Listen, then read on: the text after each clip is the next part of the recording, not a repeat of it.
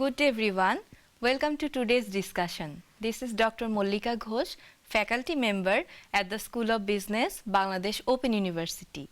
To discuss today's topic, at the studio we have Hello dear learners, this is Adiba, faculty member at the School of Business, Bangladesh Open University.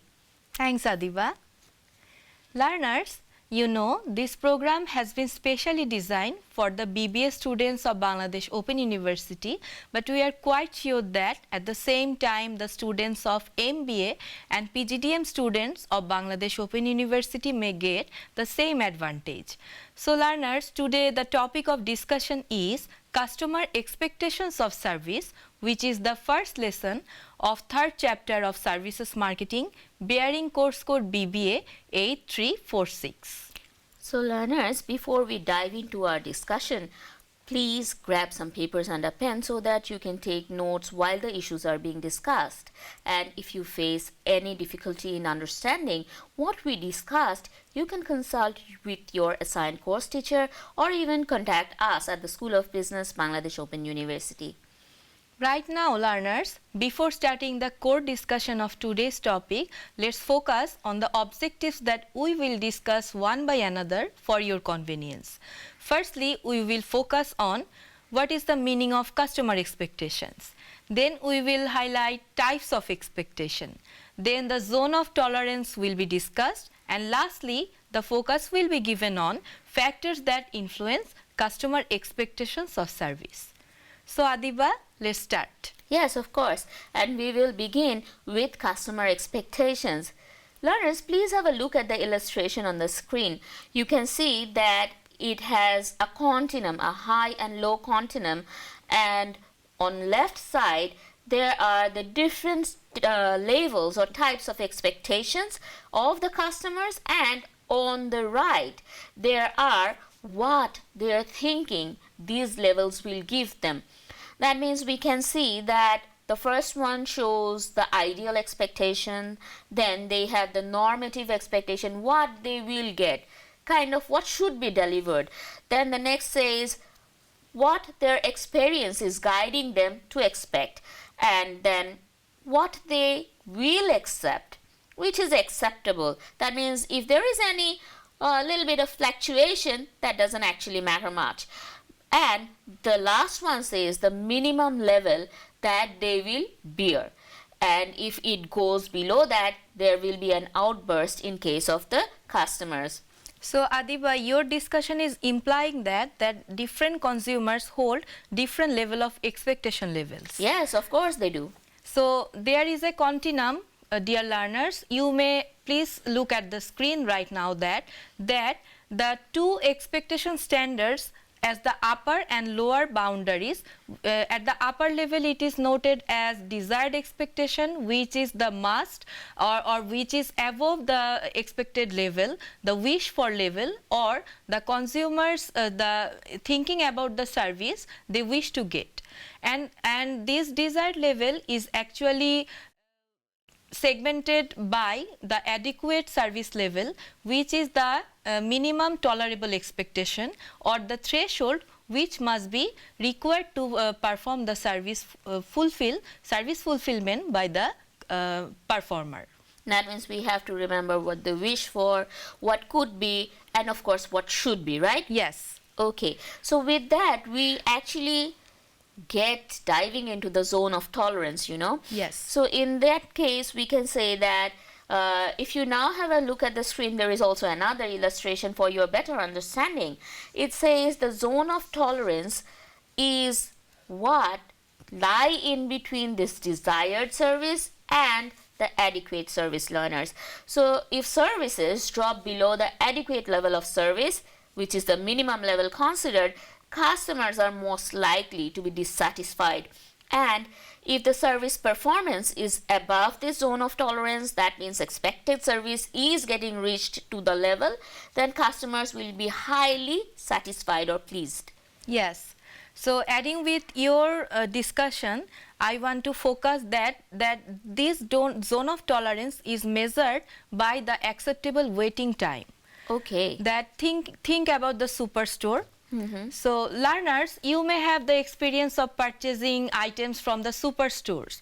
That sometimes it happens that you have to wait for 5 to 10 minutes. It is acceptable. That means if the time shortfalls within this range of time, you may not give much attention. But if it is taking more time than 5 to 10 minutes, that means it might take 15 minutes that you have to wait in the line in a queue, then you may face problems. You may grumble and you may look at your watch that why it is taking so much time in this cash counter. So this zone of tolerance is very important for the marketers, that they need to provide the adequate service standards accordingly.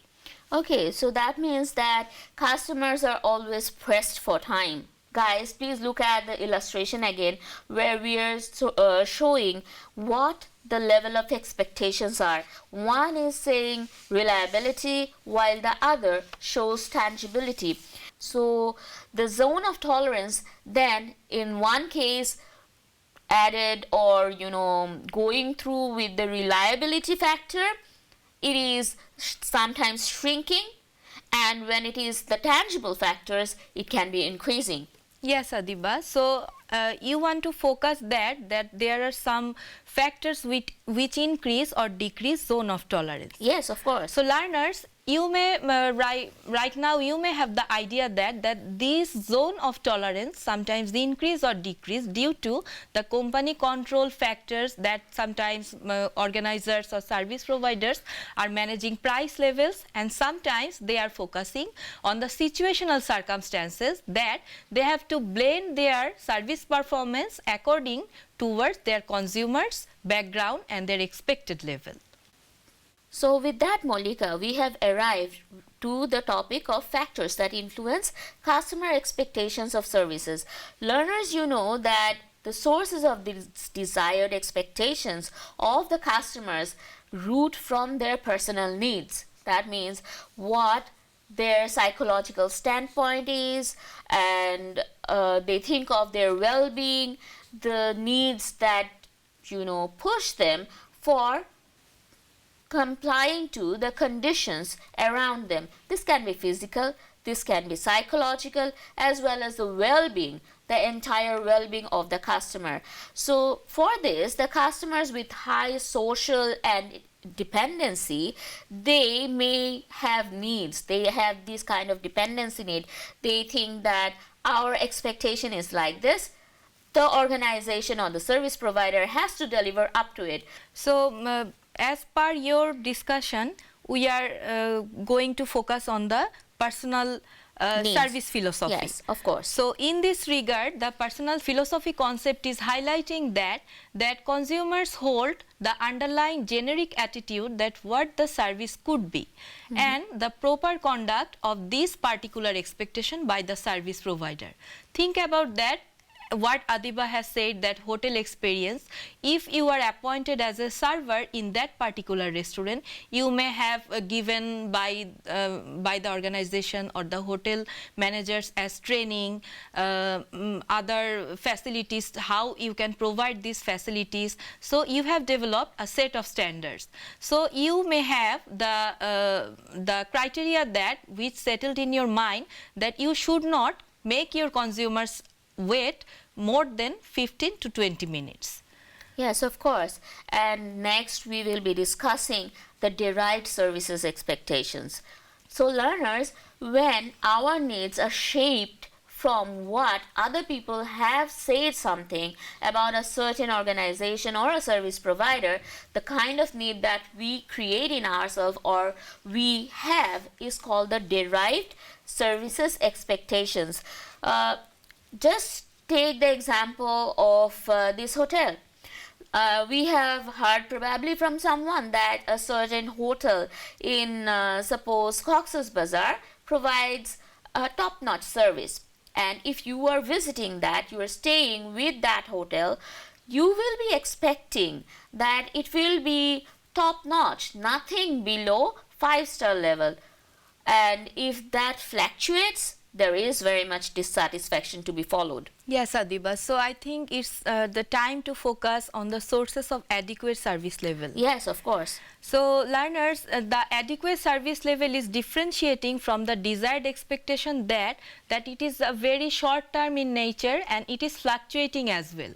There are three underlying reasons that resulted the adequate service level. Firstly, please have a focus on perceived service alternative.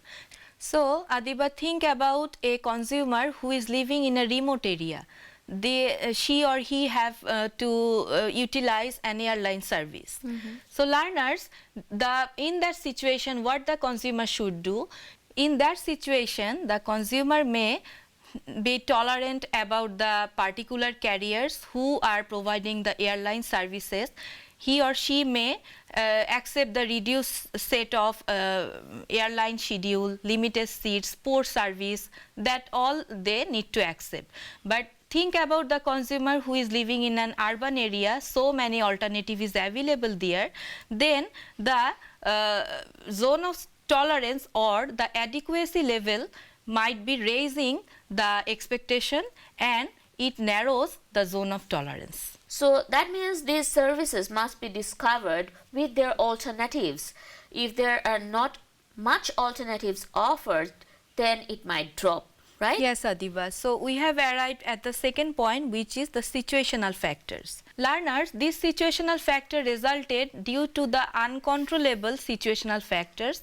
Consumers most often realize that this is not the fault of the service providers, then they may accept the adequate level of service. That means if the controllable situation may become worsened and not maintained by the organization, then it temporarily lowered the level of adequate service and then it widening the zone of tolerance. Of course, and with that I will be adding the personal situational factors. You know, let's have a example first. Take for example an internet service provider. What happens that we are very much confined with this use of internet now, and the services expected from them is very much crucial. In most cases, we can see that customers are very much demanding from or on these internet services providers. If there is a fall in the line, a disconnection or a discontinuation of service, even though that the customers have paid their bills off, then they get agitated and they expect that these kind of problems will be corrected immediately. Yes, so learners, the last point is defining the predicted service level, which is the service level that consumers anticipate or predict regarding the service performance. How time flows, right? So learners, we are at the end of our discussion today, and I would request you to go through what we have discussed from your textbook. You can look at the textbook that we recommended, which is titled Services Marketing, Integrating Customer Focus Across the Firm, which is written by Himel and other authors. You can also have a look at the other reference book that we recommended, which is Services Marketing, written by Ritz and Lovelock. But please remember to get hold of the latest edition of these books. Thank you, Adiba, for your proper guidelines. Learners, please keep watching our programs. If you face any problem, you may email to us at this address, deanoffice.sob@gmail.com, or you may write mail to this postal address, which is Office of the Dean, School of Business, Bangladesh Open University, Gazipur 1705. Thank you, learners, for staying with us.